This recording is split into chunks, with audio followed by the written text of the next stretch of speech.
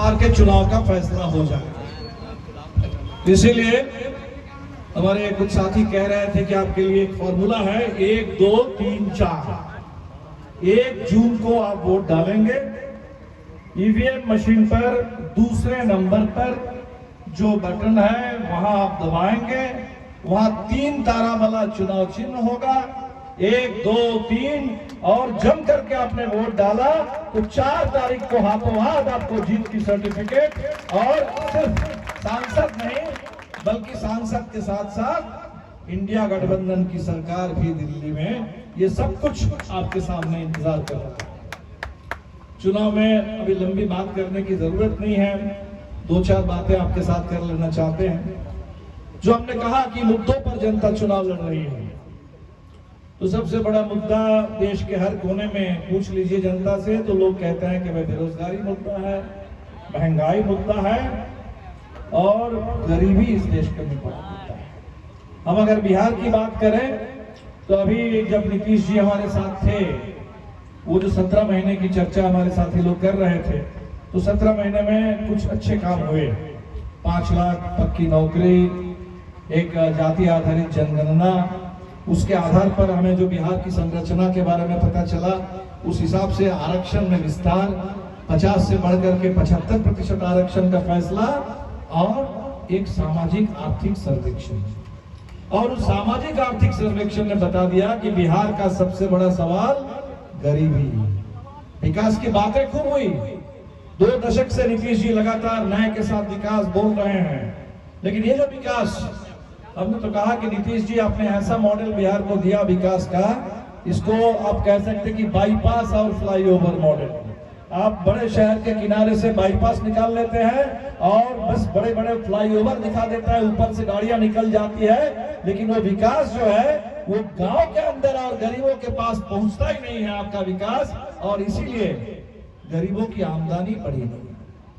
सवाल तो विकास अगर हुआ है तो दिखना चाहिए, गांव में गरीबों के पास, किसानों में दिखना चाहिए, आपकी जिंदगी की स्थिति में सुधार होना चाहिए। लेकिन सामाजिक आर्थिक सर्वेक्षण जो हुआ उसने बता दिया कि 34% बिहार, 90 लाख से ज्यादा परिवार, महीने में एक परिवार की कुल आमदनी 6,000 से कम है। अब जरा सोच लीजिए, कुल आमदनी की बात हो रही है। अगर खेती से थोड़ी कमाई है, अगर मनरेगा से कुछ कमाई है, अगर घर में किसी बहन को मिड डे मील में काम मिला हुआ है, आशा आंगनवाड़ी जीविका से कुछ कमाई होती है, कुल कमाई वो महीने में 6,000 से कम, यानी दिन का हिसाब लगाइए तो 200 रुपए का कम, और महंगाई आसमान छू रही है। ये गरीबी के मुद्दे पर जब मोदी जी से पूछा गया, अभी हमने देखा कि मोदी जी बहुत इंटरव्यू दे रहे हैं, और उनके बड़े प्रशंसक एक पत्रकार ने अभी मोदी जी से पूछ दिया कि मोदी जी आपके राज में अमीर और अमीर हो रहे हैं और गरीब हो रहे हैं। थोड़ी देर के लिए मोदी जी चुप हो गए, और इसके बाद उन्होंने जवाब दिया, तो आप कहना क्या चाहते हैं कि देश के अमीरों को मैं गरीब बना दूं? गरीबी कैसे घटेगी, गरीबी कैसे मिटेगी, गरीबों की स्थिति में क्या सुधार होगा, इस पर मोदी जी कुछ नहीं बोले। बोले क्या आप चाहते हैं कि अमीरों को मैं गरीब बना दूं इस देश में? और जहां तक गरीबों की बात है, कहते हैं कि हम तो 5 किलो अनाज तो दे रहे हैं 80 करोड़ को। सोम प्रकाश जी और ऋषि जी ने बिल्कुल सही कहा, ये गरीबों को गुलाम समझते हैं।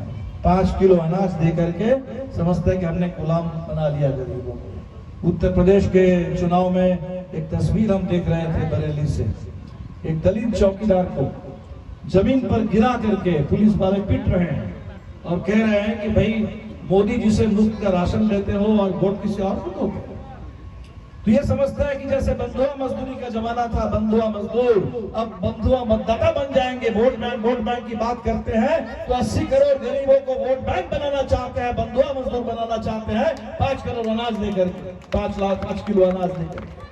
सवाल 5 किलो अनाज का नहीं है, सवाल है भोजन के अधिकार का। उस अनाज, जैसे आप भोजन की बात करेंगे तो आपको तो गैस की बात करनी होगी।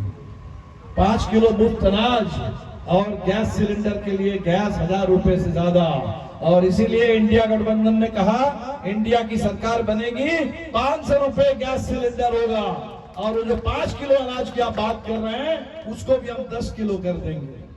भोजन के अधिकार में बात हो रही थी कि देश में गरीब कुपोषण के शिकार है, गरीब घर के बच्चे।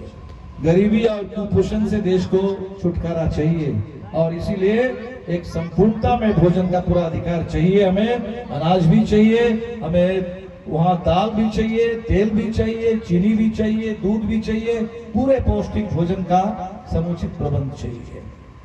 और गरीबों के ऊपर सबसे ज्यादा महंगाई की मार, सबसे ज्यादा महंगाई की मार। आप जो कह रहे हैं कि 5 किलो मुफ्त देते हैं, मुफ्त में नहीं, कोई चीज मुफ्त में नहीं मिलती है।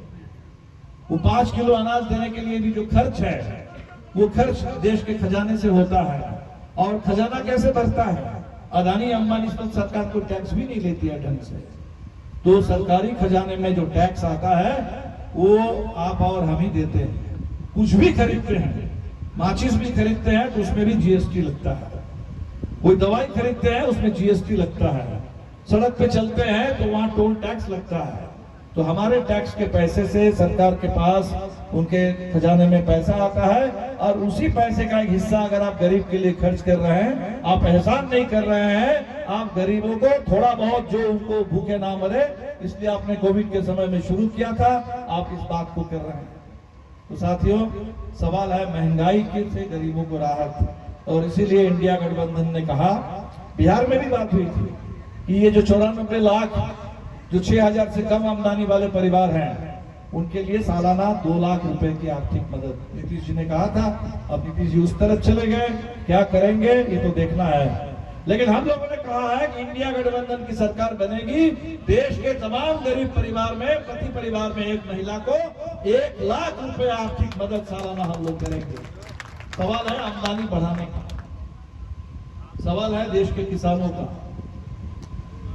नीतीश जी भी बहुत कृषि रोड मैप की बात की और आज ये पूरा सोमनाथ